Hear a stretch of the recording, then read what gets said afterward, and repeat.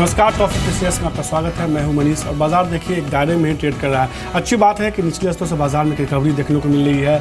आज इंट्राडे में इसने 8900 को तोड़ा, उसके नीचे गया, उसके बाद वापस एक रिकवरी देखने को मिली और 8900 के ऊपर कारोबार करने की कोशिश करा। निचले स्तरों से एक अच्छी रिकवरी देखने को मिल रही है। ऐसे में कई सारे ऐसे सेक्टर्स हैं जिसने इस रिकवरी में पार्टिसिपेट किया है और इन तमाम शेयरों पर अगले आधे घंटे में ही हम चर्चा करेंगे। खासतौर पर ऑटो स्टॉक्स देखिए, ऑटो इंश्योरेंस स्टॉक्स में आज के ट्रेड में एक अच्छी मजबूती देखने को मिल रही है। हालांकि एक IT का ऐसा सेक्टर है जिसमें आज के ट्रेड में थोड़ा दबाव देखने को मिला है। इसके अलावा छोटे मौजूद IT शेयरों में खासतौर पे हम चर्चा करेंगे, क्योंकि आज एक सेक्टर जो सबसे ज़्यादा फोकस में हुआ IT पे, और इसमें कुछ बड़े जानकारों की राय लेंगे। क्या IT शेयरों में निकलने का मौका आ गया है या आपको लगता है कि IT शेयरों में भी बने रहना चाहिए, क्योंकि पिछले कुछ दिनों में इन सेक्टर से जुड़ी हुई कई सारी दिक्कतें सामने आई है और शेयरों पर सीधे तौर पर इसका असर देखने को मिला। इंफ्रा रियल्टी जैसे स्टॉक्स में लगातार एक अच्छी मजबूती है। इस मजबूती का फायदा आपको कहाँ तक मिलेगा, इस पर बात करेंगे। मिड डे जैकपॉट के तौर पर एक शेयर बताया जाएगा जिसमें उम्मीद है कि एक अच्छी रैली देखने को मिल सकती है। रियल्टी की मैंने बात की, एक अच्छी मजबूती। इसके अलावा ऑटो शेयर देखिए, वहाँ भी मौके हैं और लगातार देखिए ऑटो इंश्योरेंस स्टॉक से अच्छी मजबूती दिखा रहे हैं। दिग्गज ऑटो स्टॉक्स जो है ऑल टाइम हाई पे ट्रेड करे, तो क्या ये मौका इनके साथ जाने का है या एक बार के लिए मुनाफा वसूली कर ले। इसलिए शुरुआत चूंकि ऑटो और ऑटो स्टॉक्स की बात मैं कर रहा हूँ और उसमें देखिए एक अच्छी रैली देखने को मिली आज के ट्रेड में। ऑटो इंश्योरेंस स्टॉक्स के साथ शुरुआत करते हैं। आज देखिए ऑटो लाइट इंडिया, टर्बोस ऑटो, लुमिक्स ऑटो, मुंजाल सुबह, सिडको ऑटो जैसे स्टॉक्स में थोड़ी खरीदारी देखने को मिले। इसके अलावा जय भारत मारुति, जमुना ऑटो जैसे स्टॉक्स देखिए, मिंडा इंडस्ट्री जैसे स्टॉक्स में आज के ट्रेड में खरीदारी देखने को मिली। जय भारत मारुति दिन के ऊपरी स्तर के आसपास ट्रेड कर करीब 11% की मजबूती देखने को मिले। याद रखिए कंपनी मारुति सुजुकी की सब्सिडरी कंपनी है, एक अच्छी मजबूती देखने को मिली है और बीते कुछ दिनों में लगातार ऑटो स्टॉक्स में एक अच्छी रैली देखने को मिल रही है। आरके ग्लोबल के राकेश बंसल हमारे साथ जुड़ चुके हैं। राकेश जी शुक्रिया। हमने देखा है कि पिछले कुछ दिनों में ऑटो स्टॉक्स में देखिए एक अच्छी रैली देखने को मिले। खासतौर पे ऑटो नंबर्स जो आ रहे हैं, जुलाई के अच्छे नंबर्स थे, अगस्त के ऑटो बिक्री के नंबर्स देखिए बेहतर देखने को मिले। ऑटो स्टॉक्स में किसको पसंद करेंगे? देखिए मनीष, जैसे आपने जय भारत मारुति का नाम लिया, काफ़ी बेहतरीन टेक्निकल स्ट्रक्चर है। आज के सत्र में एक नया ब्रेकआउट भी देखने को मिल रहा है। डेफिनेटली स्टॉक को बाय करना चाहिए। स्टॉक एक नई टेरिटरी में एंटर कर रहा है और मुझे लगता है ऊपर में स्टॉक के अंदर 200 के लेवल्स भी क्लियरली मुमकिन लगते हैं। स्टॉक को 200 रुपये के लक्ष्य बना के बाय करना चाहिए। जमुना ऑटो अगेन अब एक बहुत बड़ा आउट परफॉर्मर है। स्टॉक ने कंसोलिडेट करा है, नीचे में 210 212 एक बेस है, 227 के लक्ष्य के लिए इसको बाय करना चाहिए। एंड एक चीज़ और मनीष, अगर आप देखें तो ऑटो इंश्योरेंस में राणे ग्रुप काफ़ी समय बाद हरकत में आया और इस ग्रुप के दो स्टॉक्स राणे ब्रेक और राणे होल्डिंग काफ़ी स्ट्रॉन्ग मोमेंटम में है। मुझे लगता है राणे ब्रेक और राणे होल्डिंग को करेक्शंस में बाय करके चलना चाहिए। काफ़ी अपसाइड इन दो स्टॉक्स में मौजूदा समय से देखने को मिल सकती है। तो राणे ब्रेक और राणे होल्डिंग दो ऐसे शेयर है जिनको पसंद है। इसका हमको लगता है कि जय भारत मारुति में एक अच्छी मजबूती देखने को मिल सकती है। दिन के ऊपरी स्तर के आसपास ट्रेड करा। इसके अलावा जमुना ऑटो भी इनको पसंद है और राणे ब्रेक, राणे होल्डिंग जो राणे ग्रुप के शेयर्स हैं, इन तमाम शेयर में देखिए पिछले कुछ दिनों में 15 से लेकर 20% तक का उछाल देखने को मिला है। एक अच्छी मजबूती देखने को मिली है। आज थोड़ा प्रॉफिट बुकिंग है, तो कहीं ना कहीं राकेश मानते हैं कि गिरावट खरीदारी का मौका। इसके अलावा जमुना ऑटो और जय भारत मारुति पर आप खरीदारी करके चल सकते हैं, तेजी का फायदा उठा सकते हैं। आज ऑटो शेयर भी देखिए, वहाँ एक अच्छी रैली देखने को मिली है। मारुति लगातार ये शेयर ऑल टाइम हाई पे ट्रेड कर रहा है, लगातार एक अच्छी रैली देखने को मिली है। इसके अलावा TVS motor, Bajaj auto, hero motor Corp जैसे स्टॉक्स में एक अच्छी मजबूती है। महिंद्रा एंड महिंद्रा भी देखिए आज के ट्रेड में मजबूती देखने को मिली है और खबर भी है कि आज जो है ओला के साथ इनका जो करार हो रहा है उसका अनाउंसमेंट होता हुआ दिखेगा थोड़ी देर में, उस पर भी हम चर्चा करेंगे। लेकिन जिस तरह से राकेश ऑटो स्टॉक्स में देखिए जिस लेवल पे कहा गया कि बुकिंग एक बार के लिए प्रॉफिट बुक कीजिए, उसके बाद और बड़ी रैली, फिर कहा गया प्रॉफिट बुकिंग और रैली, और मारुति देखिए कहीं ना कहीं पूरी तेजी को लीड किया है ऑटो में। अगर लार्ज कैप ऑटो स्टॉक्स की बात करें, आप मारुति के साथ जाना पसंद करेंगे या आपको लगता है कि नहीं कुछ और भी स्टॉक्स है, TVS, अशोक लेलैंड जैसे स्टॉक्स है जो और बेहतर रिटर्न दे सकते हैं? देखिए मनीष, मारुति डेफिनेटली एक बड़ा आउट परफॉर्मर है। Maruti, hero motor Corp, Bajaj auto technical structure बहुत अच्छे हैं। किसी के पास पोजीशन है तो होल्ड करें, बट अगर नई पोजीशन मनीषा मारुति में यहाँ पे लेते हैं तो काफ़ी बड़ा इजाफा देखने को मिल चुका है। रिस्क रिवॉर्ड रेशो फेवरेबल नहीं है। अगर नई पोजीशन लेनी है तो मुझे लगता है महिंद्रा एंड महिंद्रा एक अच्छा विकल्प है। स्टॉक अनचार्टेड टेरिटरी में आज एंटर कर रहा है। आज के सत्र में एक ब्रेकआउट देखने को मिल रहा है। 1475 के स्टॉप लॉस के साथ महिंद्रा एंड महिंद्रा को खरीदना चाहिए 1540 के लक्ष्य के लिए। तो महिंद्रा में और भी तेजी देखने को मिल सकती है। 1540 रुपये तक का लक्ष्य मान के चल रहे हैं और अभी शेयर देखिए दिन के ऊपरी स्तर के आसपास ही ट्रेड कर रहा है। करीब आधे % से ज़्यादा की मजबूती देखने को मिल रही है। लेकिन आज कुछ एक और इंटरेस्टिंग सेक्टर देखिए जो काफ़ी दिनों के बाद तेजी में आई है। फर्टिलाइजर स्टॉक्स देखिए, काफ़ी दिनों के बाद राकेश इसमें खरीदारी देखने को मिले। खासतौर पर दीपक फर्टिलाइजर ने इस तेजी को लीड किया। दिन के ऊपरी स्तर के आसपास ये शेयर ट्रेड करा है। इसके अलावा GSFC देखिए, GNFC देखिए, वहाँ खरीदारी, Coromandel international, Chambal fertiliser stocks में एक अच्छी मजबूती। और पिछले अगर 2-3 महीनों का ट्रेंड देखेंगे, लगातार इन शेयर में तेजी है, बेहतर मानसून का ट्रिगर बना हुआ है। आपको लगता है कि अभी फर्टिलाइजर स्टॉक्स में एक बार के लिए मुनाफा वसूली कर ले, या दीपक फर्टिलाइजर से स्टॉक्स अभी और परफॉर्म करेंगे? देखिए मनीष, इंटायर फर्टिलाइजर स्पेस अच्छा लग रहा है। किसी की अगर होल्डिंग कैपेसिटी है तो डेफिनेटली होल्ड करना चाहिए। टॉप पिक मौजूदा स्तरों पे मेरा दीपक फर्टिलाइजर है, जिसको हमने आज मॉर्निंग में 225-26 के अराउंड खरीदने की राय दी है। मुझे लगता है स्टॉक को अगर कोई 2 से 3 महीने होल्ड करता है तो ऊपर में 286 प्लस के लेवल्स देखने को मिल सकते हैं। मुझे लगता है दीपक फर्टिलाइजर एक स्ट्रॉन्ग बाइंग कैंडिडेट है मौजूदा स्तरों पर। तो कहीं ना कहीं फर्टिलाइजर स्टॉक्स में उनको लगता है कि और अच्छी तेजी देखने को मिल सकती है, और दीपक फर्टिलाइजर उनका पसंदीदा शेयर दिन के ऊपरी स्तर के आसपास कारोबार कर रहा है, वॉल्यूम के साथ इजाफा देखने को मिला। इस शेयर पर नजर बना के रखिएगा, सेकंड हाफ में हो सकता है थोड़ी और मजबूती देखने को मिले। इसके अलावा आज के ट्रेड में देखिए फार्मा स्टॉक्स है, हमने देखा है कि भले लार्ज के फार्मा स्टॉक्स ने बहुत अच्छा परफॉर्म नहीं किया हो, लेकिन बीते 3-4 महीनों में देखिए कई सारे फार्मा स्टॉक जो है ऑल टाइम हाई पे, मल्टी ईयर हाई पे या 1 साल के ऊपर स्तर पर ट्रेड करे, खासतौर पर छोटे मॉड्यूलर फार्मा स्टॉक्स आज भी देखिए तेजी में है। Parabolic drugs, RPG lifes, Bafna pharma, Venus remedies, जितने नाम मैं ले रहा हूँ राकेश, ये तमाम छोटे मॉड्यूलर फार्मा स्टॉक्स हैं। सुवेन लाइफ साइंस देखिए वहाँ एक अच्छी तेजी देखने को मिली है। Marksans pharma, nectar life science जैसे स्टॉक्स है, कोपरान जैसे स्टॉक्स है, ये तमाम छोटे मॉड्यूलर फार्मा शो में काफ़ी एग्रेसिव बाइंग देखने को मिल रही है। आप लार्ज कैप के साथ जाना पसंद करेंगे या छोटे मॉड्यूलर पर ही भरोसा करेंगे? नहीं मनीष, छोटे मॉड्यूलर स्टॉक्स भी बढ़िया हैं, बट एज ऑफ नाउ मैं लार्ज कैप के साथ जाना चाहूँगा और यही स्टॉक्स अपने क्लाइंट्स को रिकमेंड कर रहे हैं। अरविंदो फार्मा बड़ा अच्छा लगता है, 766 का स्टॉप लॉस, 806 का टारगेट। ग्लेनमार्क फार्मा एक बड़ा ब्रेकआउट बड़े चार्ट्स पे देखने को मिल रहा है, ग्लेनमार्क फार्मा को बाय करना चाहिए। 830 का स्टॉप लॉस, 945 का टारगेट। सिप्ला को बाय करके चलना चाहिए, 570 का स्टॉप लॉस, 615 के टारगेट के लिए इसको बाय करना चाहिए। और एक और मल्टीनेशनल फार्मा काउंटर सोनोफी इंडिया काफ़ी बेहतरीन लगता है, जो मुझे लगता है 4000 पे एक बेस बना चुका है। अगर किसी का साल भर का नजरिया है तो सनोफी को बाय करके चलें, एक बड़ी री रेटिंग सनोफी इंडिया में देखने को मिल सकती है।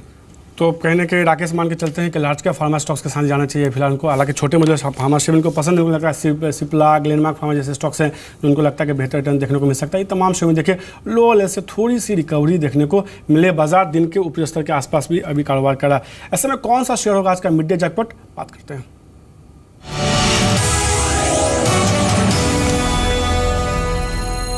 और आज का मिड डे जैकपॉट शेयर बताने से पहले कुछ एक ऐसे स्टॉक्स देखिए, कैनफिन होम, फेडरल मुगल जैसे स्टॉक्स आपको बताए गए थे मिड डे जैकपॉट में, और जिस लेवल पे बताया गया था वहां से बड़ी तेजी देखने को मिली है। जैसे कल के ट्रेड में देखिए फेडरल मुगल में 20% का अपर सर्किट लगता हुआ दिखा, 420-425 के आसपास बताया गया था, अब ये शेयर 520-525 के आसपास ट्रेड करा।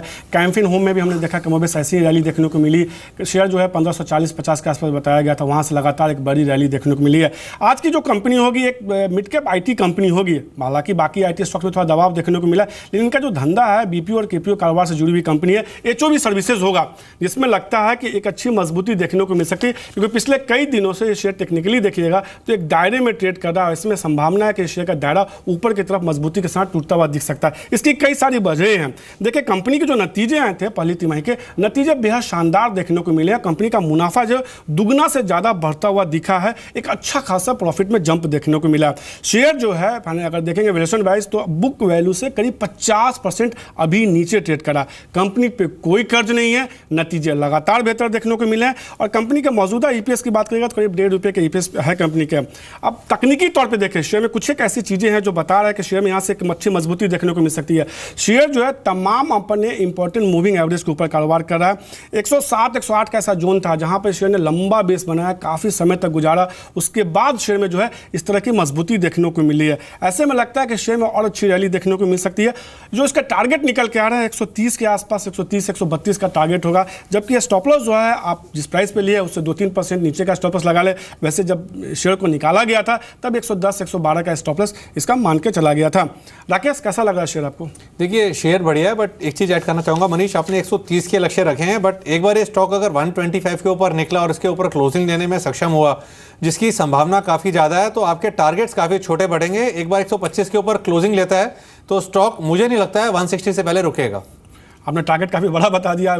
राकेश को लगता है कि 125 के ऊपर जाता है तो शेयर 160 तक भी जाता हुआ दिख सकता है, अच्छी मजबूती देखने को मिल सकती है। तो कई सारे स्टॉक्स हैं जिस पर हमने खासतौर पर चर्चा की। कुछ और स्टॉक्स देखिए जहां आज के ट्रेड में मजबूती देखने को मिली है। इंफ्रा और कंस्ट्रक्शन स्टॉक्स देखिए, वहाँ खरीदारी देखने को मिल रही है, खासतौर पर MBL infra, CNC construction, BL Kashyap जैसे स्टॉक्स है जहाँ खरीदारी देखने को मिली है। अशोका बिल्डकॉन में देखिए वहाँ तेजी है। एससीसी में खरीदारी देखने को मिली है।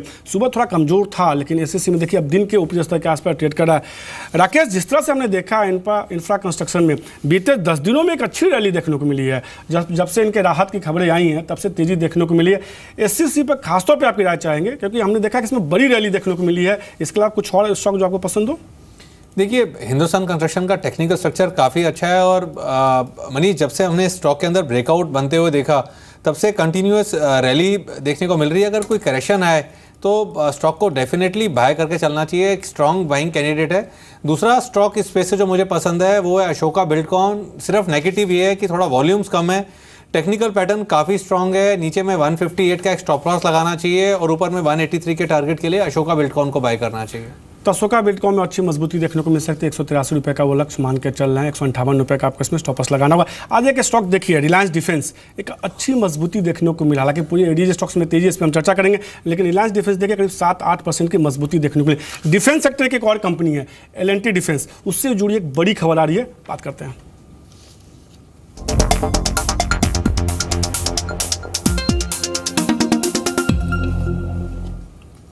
और इसी खबर पर बात करने के लिए मेरे साथ मेरे सहयोगी केतन जुड़ चुके हैं। केतन, L&T डिफेंस से क्या जुड़ी बड़ी खबर है? देखिए मनीष, जो हमारे पास सूत्रों से खबर आई है L&T के, उसके मुताबिक L&T है वो हजीरा के अंदर अपना जो पनडुब्बियों का जो मैन्युफैक्चरिंग प्लांट है वो लगाने जा रही है, सबमरीन प्लांट। और हम आपको बता दें कि कुछ समय पहले भारत सरकार ने 6 पनडुब्बियों का ऑर्डर, ग्लोबल टेंडर निकाला था ऑर्डर के लिए, और जिसमें जो सूत्रों के दावा किया है उसके मुताबिक L&T है वो काफी क्वालिफाई करेगी इसके ऊपर। और हजीरा में पहले से ही L&T ने अपने प्लांट, अलग अलग जो डिफेंस इक्विपमेंट प्लांट के लिए 4500 करोड़ का ऑलरेडी निवेश कर दिया है। वहां पर हम देखें तो डिफेंस, एरोस्पेस, पावर प्लांट के पुर्जे, फैब्रिकेशन और हैवी इक्विपमेंट अभी वहां बनने शुरू हो गए हैं। और वहां हजीरा में अब वो सबमरीन इक्विपमेंट और सबमरीन बनाने के लिए एक बहुत बड़ा प्लांट लगाने जा रहे हैं। और वो अब हम आपको बताते हैं कि पूरे भारत में 6 लाख करोड़ का सालाना सरकारी और नॉन गवर्नमेंट का एक पूरा बजट एलोकेशन है, जिसमें 40,000 से 60,000 करोड़ का L&T का खुद का एक उसमें हिस्सा रहता है। तो ये काफी बड़ी खबर है। और हजीरा में ही अब वो अपने जो काफी उनका एक जो बहुत बड़ा प्लांट साबित होगा पनडुब्बियों का बनाने का, वो हजीरा में लगाने जा रहा है। जी शुक्रिया केतन। तो कहने कहीं रिलायंस कंपनी की जो बड़ी L&T की बड़ी योजना जिस पे डिफेंस से जुड़ी खासतौर पर इस पर वो काम कर रही है कि जिस तरह से राकेश हमने देखा है कि L&T बड़ी गिरावट, उसके बाद अब धीरे धीरे संभलने की कोशिश कर रहा। BHEL कल नतीजे आए थे, देखिए नतीजों के बाद एक बड़ी रैली देखने को मिली थी। L&T पे क्या राय होगी आपकी? मनीष, काफ़ी पॉजिटिव रहा है। इनफैक्ट L&T काफ़ी स्ट्रॉन्ग बाइंग कैंडिडेट है। 1500 के अराउंड एक अच्छा बेस है और मुझे लगता है 1595, 1597 के लक्ष्य के लिए L&T को बाय करके चलना चाहिए। तो L&T में और भी अच्छी तेजी देखने को मिल सकती है। राकेश से मानते हुए दिन के ऊपरी स्तर के आसपास ट्रेड कर रहा है। लेकिन एक और शेयर देखिए, थोड़ी देर पहले आपको बताया गया था HOB सर्विसेज दिन के ऊपरी स्तर के आसपास ट्रेड कर रहा है। 123.50 का इसने हाई बनाया, करीब 9-10% की मजबूती देखने को मिली है। अभी भी करीब 8% की मजबूती के साथ दिन के ऊपरी स्तर के आसपास कारोबार कर रहा है। ये BPO के पे जुड़ी कंपनी, लेकिन बाजार में देखिए अभी तेजी देखने को मिली है। अच्छी बात यह है कि निचले स्तरों से एक अच्छी रिकवरी देखने को मिली है, दिन के ऊपरी स्तर के आसपास ही कारोबार कर। लेकिन IT स्टॉक्स देखिए आज वहाँ सीधे तौर पर दबाव देखने को मिला।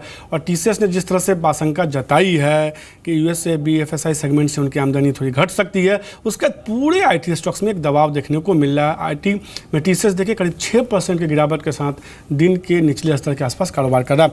मेरे साथ अंचल जुड़े हैं इसी तमाम मुद्दों पर बात करने के लिए। अंचल, जिस तरह से हमने देखा है कि IT स्टॉक्स में लगातार दिक्कतें बढ़ रही हैं, और खासतौर पर BFSI सेगमेंट जो कि TCS जैसी कंपनियों के लिए आमदनी का एक बड़ा सोर्स होता है, उस पर इसने सवाल खड़े किए TCS ने कि वहाँ से दिक्कतें हो सकती है। कितनी बड़ी दिक्कत है ये? शुक्रिया मनीष। देखिए, पहले तो मैं आपको BFSI सेगमेंट के बारे में बात कर लेता हूँ। IT कंपनी के लिए, स्पेशली इंडियन IT कंपनी के लिए BFSI सेगमेंट काफ़ी इंपॉर्टेंट हो जाता है, क्योंकि एक बड़ा रेवेन्यू चंक जनरेट होता है। रेवेन्यूज़ की अगर बात करें, देखिए TCS के केस में करीब 40.5% कुल आय का हिस्सा सिर्फ और सिर्फ BFSI से आता है। वहीं इन्फोसिस भी एक मेजर 32.8% रेवेन्यू अपना जनरेट करती है BFSI से। विप्रो के लिए 28.3, तो वहीं HCL टेक सबसे कम 26.1, माइंडट्री भी कम है 24.6 का, और हेक्सावेयर एक और हैवी नाम 34.6% आय जनरेट करता है BFSI से। तो आप खुद देखिए, इतनी दिग्गज कंपनियां और उनकी कुल आय का इतना बड़ा प्रोपोर्शन एक सेगमेंट से आता है। और अब जब TCS ने साफ तौर पे ऐलान किया है कि उसके US BFSI कारोबार पे प्रेशर रहेगा और वो कैरी फॉरवर्ड होता है, आप क्या कीजिए, तो वो कैरी फॉरवर्ड होता हुआ दिखेगा, तो उसका कहीं ना कहीं इम्पैक्ट मनीष देखिए साफ तौर पे अक्रॉस द बोर्ड जो है अनसर्टेनिटी है, क्योंकि 3-4 ट्रिगर्स है मनीष। पहला तो ऑलरेडी इन्फोसिस ने अपनी गाइडेंस रिड्यूस की, माइंडट्री ने अपनी गाइडेंस को घटाया, अब टीसीएस इंट्रोड्यूस कर रहा है, तो एक carry forward trickle down effect छोटी कंपनियों पे फैलता हुआ दिखेगा। दूसरी चीज, ब्रेक्सिट का एग्जिट साफ तौर पे इनको इम्पैक्ट करेगा, वीजा कॉस्ट एस्केलेट हुई है तो नंबर्स पे प्रेशर रहेगा, और सबसे बड़ा मुद्दा जो यूएस की कंपनियां हैं जहां से इन्हें ऑर्डर्स मिलते हैं, जो इनके क्लाइंट्स हैं, या तो वो ऑर्डर्स फ्रेश ऑर्डर्स नहीं दे रहे हैं या फिर एग्जिस्टिंग ऑर्डर्स को ट्रिम डाउन कर रहे हैं। ये 4 बड़े इश्यूज हैं जिसकी वजह से इस समय इंडियन आईटी सेक्टर पे सबसे ज़्यादा दबाव पड़ा हुआ है, और यही कारण है अगर आप 2016 में चाल देखें आईटी सेक्टर की, इन सभी शेयरों की, निफ्टी के सामने बेहद खराब प्रदर्शन रहा है। तो कहीं ना कहीं कई सारी चिंताएं जिसकी वजह से हम देख रहे हैं आईटी स्टॉक्स में दबाव देखने को मिला।